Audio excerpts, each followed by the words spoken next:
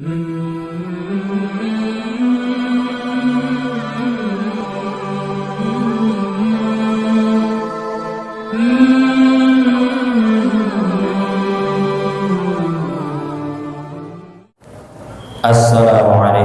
warahmatullahi wabarakatuh. Bismillahirrahmanirrahim. Alhamdulillahi rabbil alamin wal 'aqibatu lil muttaqin wa la 'udwana illa 'alal zalimin. Asyhadu an la ilaha illallah wahdahu la syarika lah wa asyhadu anna Muhammadan 'abduhu wa rasuluh. Allahumma shalli wa sallim wa barik 'ala sayyidina Muhammadin wa 'ala alihi wa sahbihi wa man tabi'ahum bi ihsanin ila yaumiddin, amma ba'd.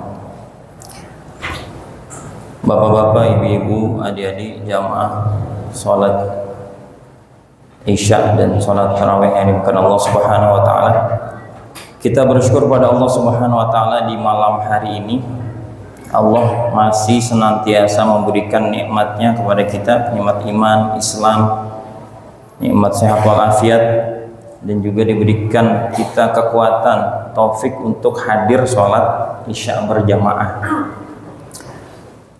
Hadirin yang dimuliakan Allah Subhanahu wa taala, tidak terasa sudah 1 minggu ya kita berpuasa. Sebagaimana kita tahu bahwasanya di antara syarat puasa adalah menjauhkan dari segala hal yang membatalkan puasa. Di antara syarat sah puasa adalah menjauhkan dari segala yang membatalkan puasa.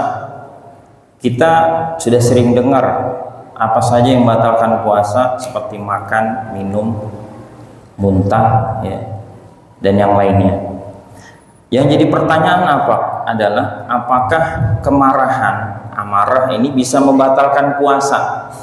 Kalau ada seorang anak atau seorang bapak marah-marah kepada anaknya atau sebaliknya, atau seorang istri marah-marah kepada suaminya, ini batal apa enggak gitu. Nah, kalau kita baca kitab-kitab fikih para ulama, marah bukanlah termasuk hal yang membatalkan puasa. Tidak tertulis di situ marah membatalkan puasa. Sedangkan marah ini hanya mengurangi pahala puasa. Ya. Jadi kalau misalnya puasa kita ini sempurna, nilainya 100 Pak, gara-gara marah berkurang 10 jadi 90, marah lagi kurang lagi, ya, melakukan hal yang lain seperti ghibah, namimah, berdusta, kurang lagi, sampai habis pahala puasanya. Kadang-kadang minus, bisa ya puasa minus. Oleh sebab itulah ada orang yang puasa tapi tidak ada mendapatkan dari puasanya kecuali lapar dan haus saja. Gara-gara apa?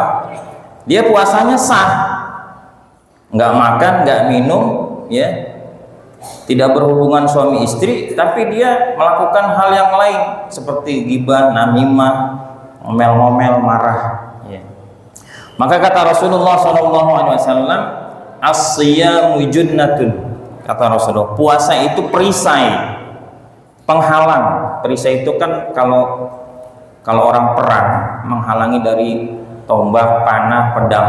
Nah, puasa ini perisai dari apa? Perisai dari api neraka perbuatan maksiat. Maka kata Rasulullah SAW, kalau kamu puasa, kalau salah seorang di antara kamu puasa, maka janganlah fala yarfus, jangan berkata jorok, berkata cabul, berkata kasar, ngomong kasar, cabul dan sebagainya. Ini jangan dilakukan ketika puasa. Sebenarnya di luar puasa juga jangan, di dalam puasa apalagi begitu ya, karena akan menghabiskan pahala puasa, ya. Jadi capek Pak, udah dari pagi sampai sore nahan lapar gitu ya, kagak dapat pahala, ya. Mohon maaf kalau yang sering ngerumpi, ya, biasanya nggak ngerumpi ini siapa ya? Ibu-ibu ya, bapak-bapak juga sih sebetulnya, ya. Kalau nongkrong, ya, Ini jangan suka ngomongin orang, ya. Orang lewat, ya, bajunya dekil dikit diomongin, berkurang tuh pahala puasanya, ya. Tadinya tahun 100 jadi berkurang, ya. Kata Rasul, jangan berkata jorok, ya, berkata cabul. Kemudian kata Rasulullah SAW, dan jika ada seorang di antara kamu sedang puasa diajak berantem atau mencaci maki, dicaci maki, dikata-katain, dibully di medsos, ya, maka janganlah kamu menimpalinya, tapi bilang saya puasa. Marotain kata Rasulullah 2 kali, saya puasa. Kira-kira bisa nggak Pak? Lagi berantem gitu, lagi diomelin, bilang Pak saya puasa, bisa nggak gitu? Bodoh amat katanya. Jadi untuk ngerem, saya puasa Pak. Maksudnya apa? Nggak pantas orang yang puasa itu ngeladenin orang yang berantem. Kata Rasulullah begitu, untuk ngerem, ya. Maka janganlah kalau ada orang marah ditimpalin marah, ya. Allah Subhanahu wa taala dalam surat Ali Imran ayat 133 menjanjikan orang yang menahan amarahnya dengan surga. Dan Allah katakan di antara ciri-ciri orang yang bertakwa adalah menahan amarah, ya. Kan puasa ini nanti melahirkan sifat takwa, ya kan, la'allakum tattaqun. Nah, di antara ciri orang bertakwa adalah menahan amarah. Dalam surat Ali Imran ayat 133 dan 134 yang bunyinya wasari'u ila maghfiratin mir rabbikum wa jannatin 'arduhas samawati wal ardu u'iddat lil muttaqin. Allah memerintahkan kita untuk bersegera kepada ampunan Allah dan surga yang luasnya seluas langit dan bumi. U'iddat lil muttaqin, surga itu disediakan bagi orang yang bertakwa. Kemudian Allah jelaskan siapa si orang bertakwa itu dalam ayat berikutnya 134. Alladzina yunfiquna fis sarra wad dharra. Yang pertama cirinya adalah orang-orang yang berinfak di waktu lapang dan di waktu sempit. Di waktu banyak duit infak, di waktu sedikit juga infak, tapi kadarnya beda gitu ya. Kadang ada orang yang bilang saya kalau kaya mah saya mau infak gitu ya. Padahal kata Rasulullah, kata Allah Ta'ala, kalau mau infak tuh jangan nunggu kaya dulu. Kamu keadaan kamu apa ya, ketika sempit pun berinfak, tapi menurut kadarnya. Kalau orang kaya infak 1 juta, orang yang nggak punya mungkin infaknya 10.000, ya. Itu sudah mengamalkan ayat ini. Kemudian kata Allah Ta'ala, wal kadhiminal ghaidh, orang-orang yang menahan amarahnya. Tuh Pak. Jadi orang yang menahan amarahnya ini termasuk ciri-ciri orang yang bertakwa, ya. Maka pas, ya, ketika puasa ini tahan amarah. Biasanya memang kalau udah lemes malas Pak, ya. Kalau udah lemes malas marah-marah, ya. Melihat anak bandel itu mau marah-marah udah lemes, nggak ada kekuatan, ya. Kemudian hadirin karena Allah Subhanahu wa taala dalam sebuah hadis sahih diriwayatkan oleh Abu Daud, beliau menyebutkan man kadhama ghaidhan wa huwa qadirun ala ayyan fidhahu da'ahu Allah azza wa jalla ala ru'usil khalaiq yawmal qiyamah hatta yukhayyiruhu minal huri ma syaa. Kata Rasulullah SAW, barang siapa yang menahan amarahnya padahal dia mampu untuk melepaskan amarahnya, padahal dia mampu nih, dia meledak-ledak, dia mampu karena yang bikin kesalahan anaknya misalnya, istrinya bisa. Tapi kalau yang bikin kesalahan bosnya kan dia nggak mungkin marah. Ini nggak masuk. Tapi kalau yang bikin salah anaknya kan biasanya gampang banget marah nih. Ibu-ibu misalnya, bapak-bapak. Tapi dia tahan. Dia ingat ayat Allah, ayat Al-Quran dan hadis Rasulullah SAW.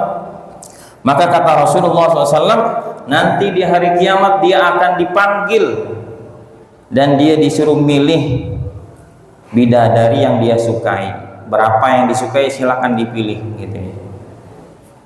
Kok bidadari doang sih katanya, ibu-ibu kayak gimana gitu. Hadirin karena Allah Subhanahu wa taala, penutup tausiah ini, jadi seandainya kita nih dimarahin orang atau orang bikin kesel kita, maka kita diperintahkan untuk menahan amarah kita. Sampai walaupun yang marah-marah itu istri kita, Pak. Walaupun ibu-ibu marahin suaminya diem aja, Pak. Ya kan? Suaminya diem aja. Pertama, kenapa? Karena perintah Allah. Yang kedua, hadis Rasulullah ini. Pernah terjadi di zaman Khalifah Umar. Ada seorang yang datang mau curhat, ya, mau curhat kepada Khalifah Umar. Ketika mau ngetok pintu, ternyata ada suara omelan dari dalam rumah, nyerocos begitu. Oh, ini Khalifah Umar lagi diomelin sama istrinya, katanya. Padahal saya juga mau curhat, istri saya ngomelin saya, gitu ya. Nah, kalau Khalifah Umar aja diomelin gitu, gimana saya? Khalifah Umar nggak balas apa-apa gitu. Akhirnya orang ini dia niatnya mau balik, ya. Ternyata Khalifah Umar tahu tuh kayaknya ada orang tadi tuh, ya. Akhirnya dia buka pintu, dia dipanggil, Fulan mau ngapain? Datang ke sini kok balik lagi? Kata dia, sebetulnya saya mau curhat, wahai Khalifah. Istri saya juga ngomel-ngomel mulu di rumah, saya puyeng. Saya mau tanya gimana nih solusinya. Ternyata Anda juga diomelin gitu ya. Jadi kita senasib gitu ya. Tapi yang saya bingung, kenapa Anda diem aja? Ya, kira-kira orang kan heran, ini Khalifah tegas, garang, Pak, ditakutin, Pak, sama orang-orang Quraisy. Tapi sama istrinya tunduk. Kalau kita baca di medsos, wanita terkuat, bukan wanita terkuat, manusia terkuat, ibu-ibu. Nah, Khalifah Umar bilangnya gimana?